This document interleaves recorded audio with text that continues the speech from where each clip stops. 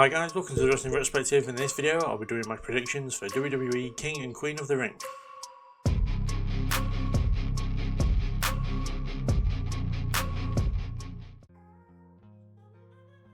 So first off, we have Liv Morgan taking on Becky Lynch for the Women's World Championship, and for me, I have Liv Morgan to get the win and become the new champion here, basically to rectify the fact that she should have won it in the first place. For me, I understand why they went with probably some safer hands with Becky, but the story itself just leads to Liv winning anyway. I feel like when Rhea comes back, Liv should be champion, and then I would say that WWE are going to bring Rhea back for SummerSlam and maybe have a comeback at Money in the Bank or just afterwards. But yeah, I feel like this match is going to be really good. I can't think of a time where these guys didn't have a good match. Like on Raw a couple of months ago, they had a good match. So yeah, for me, I'm very much looking forward to it. I think it's going to be one of the better matches of the night. But yeah, for me, pretty simple prediction from my opinion, which is Liv Morgan gets the win, becomes the new champion, and we start kind of getting towards the Rhea Ripley versus Liv Morgan portion of the year as far as feuds go.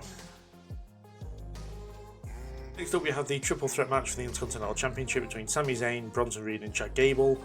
For me, I'm going to go with Chad Gable becoming the new Intercontinental Champion, because I think out of the three guys in the match overall, Chad Gable's had the most TV time. He's probably got the best story going into the match. You know, he has kind of himself turning Alpha Academy heel eventually and kind of controlling them to a point where they don't want to do stuff, but they'll do it anyway, like Otis costing Sami Zayn the match on Raw last week. But also stuff like, you know, I don't know, Bronson Reed is in this match but has barely been on television as far as I'm aware, apart from backstage stuff. Sami Zayn literally lost to Chad Gable on Raw this week. So for me, I think all the momentum is on Chad's side, and they ought to just pull the trigger on him now while he's probably the hottest he ever has been, and just give him the Intercontinental Championship. I know it's not a majorly long reign for Sami Zayn, and he'd be losing in the country like where it means a lot to him, but I think for Chad Gable it would mean, I think like it would be more of a bigger moment for Chad Gable to get the win here than anywhere else. I don't feel like we should be prolonging this any more than we already have done. But yeah, so I think it's been a good match. I'm not sure why Bronson Reed is in it other than to just take a pin maybe, but yeah, I think overall Chad Gable I think set up perfectly here to get the win and to become the new Intercontinental Champion. So we have the Queen of the Ring tournament finals between Lyra Valkyria and what I predict to be Bianca Belair, who will defeat Nia Jax on SmackDown tomorrow night. But for me, I feel like, I don't know, I can't see Lyra winning this tournament. I know she's been pushed very heavily. She has done very big wins over the likes of Io Sky. But for me, I feel like Belair kind of fits the mold for a good Queen of the Ring. Also, I feel like it would build a little bit of resentment between Cargill and Belair just as a team. I know it's very early to be doing that as they've only just become tag team champions.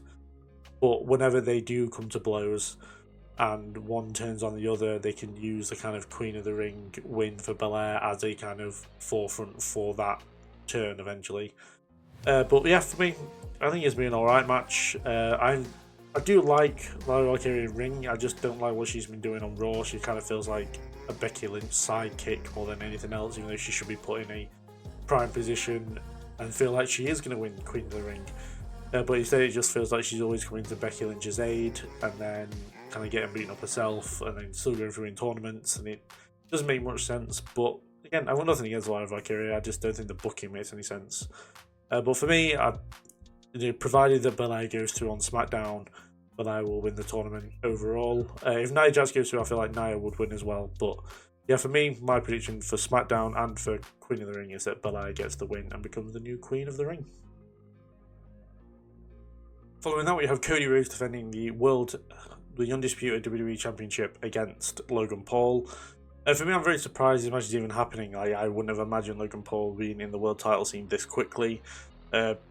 I'm also surprised this isn't a winner-take-all champion for championship match similar to Rollins and Cena from a few years ago. Well, a few years ago now, but yeah, but for me, I feel it's going to be, again, another very good match, a possible show stealer. You know, we know how good Logan is, whereas we all know how good Cody is, so yeah, I think for matches it's going to be very good. The result, I think, is pretty simple again. Cody Rhodes is going to retain here. I can't see him losing the belt to Logan and Logan becoming a double champion.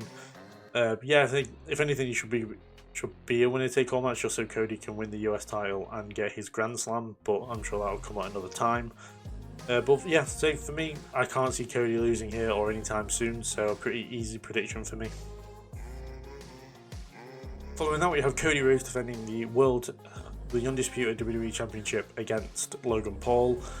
For me, I'm very surprised this match is even happening. I wouldn't have imagined Logan Paul being in the world title scene this quickly. I'm also surprised this isn't a winner-take-all champion for championship match similar to Rollins and Cena from a few years ago. Well, a few years ago now, but yeah, but for me, I feel it's going to be, again, another very good match, possible show stealer. We know how good Logan is, whereas we all know how good Cody is, so yeah, I think for matches going to be very good. The result, I think, is pretty simple again. Cody Rhodes is going to retain here. I can't see him lose the belt to Logan and Logan becoming a double champion. Yeah, I think, if anything, he should be a winner-take-all match just so Cody can win the US title and get his Grand Slam, but I'm sure that'll come at another time. But yeah, so for me, I can't see Cody losing here or anytime soon, so a pretty easy prediction for me. So those are my predictions for King and Queen of the Ring this weekend. Do put in the comments down below what you think best match is going to be, who you think is going to win the finals, who you think is going to get through on SmackDown even, and I'm very much looking forward to the show. I'm very much curious about whether Uncle Howdy's going to show up or not, or whether we're just going to get another teaser, but as I say for now, I'll ask you to like the video, subscribe, all that good stuff. I'll see you guys tomorrow for my Double or Nothing predictions. Until then, I'll see you later. Thank you again for watching. Goodbye.